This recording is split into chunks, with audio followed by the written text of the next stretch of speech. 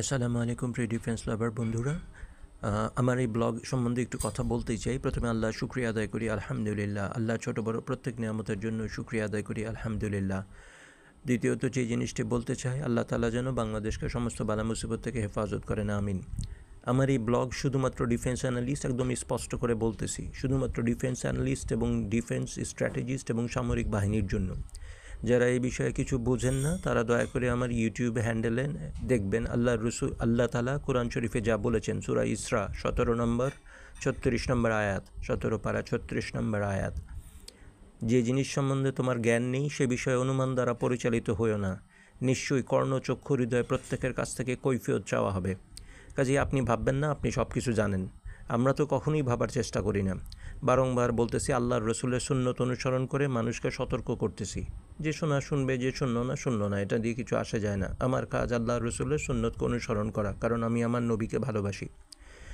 সামরিক বিশেষজ্ঞরা যদি দয়া করে শোনেন, বড় কৃতজ্ঞ থাকব। মাননীয় ডিজিডিপি মহোদয় এবং সামরিক বাহিনীর প্রত্যেক সদস্যের কাছে বিনীত অনুরোধ জানাচ্ছি, স্যার, আমাদের নিরাপত্তা ব্যবস্থায় একটি ব্যাপক ত্রুটি পরিলক্ষিত হচ্ছে। হয়তো স্যার আপনাদের কাছেও হয়েছে। তেজগাঁও পুরাতন বিমানবন্দর থেকে বর্তমান এয়ারপোর্ট পর্যন্ত যে এলাকাটুকু রয়ে গেছে রাস্তার একেবারে পাশে যে কোনো দুর্ঘটনায় এখানে, যে কোনো যুদ্ধর সময় এখানে স্যাবোটাজ ঘটানোর সম্ভাবনা খুবই বেশি। স্যার, এখানে 20 ফুট উঁচু স্টিল এবং কংক্রিটের ব্যারিয়ার দিয়ে পেরিমিটার ফেন্সিং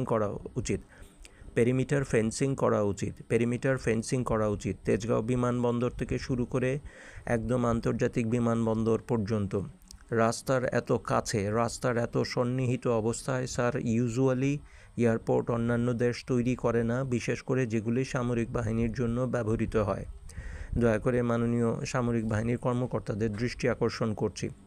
স্যার, এইটার ব্যাপারে নিরাপত্তা অসংখ্য জরুরি। কারণ হচ্ছে, তেজগাঁও পুরাতন এয়ারপোর্টে যে বিমানবন্দরটি রয়ে গেছে সেটি বাংলাদেশ সামরিক বাহিনীর জন্য মাঝ আকাশ নিয়ন্ত্রণের একটি অব্যর্থ অস্ত্র, অর্থাৎ হেলিকপ্টার সমূহের ঘাঁটি।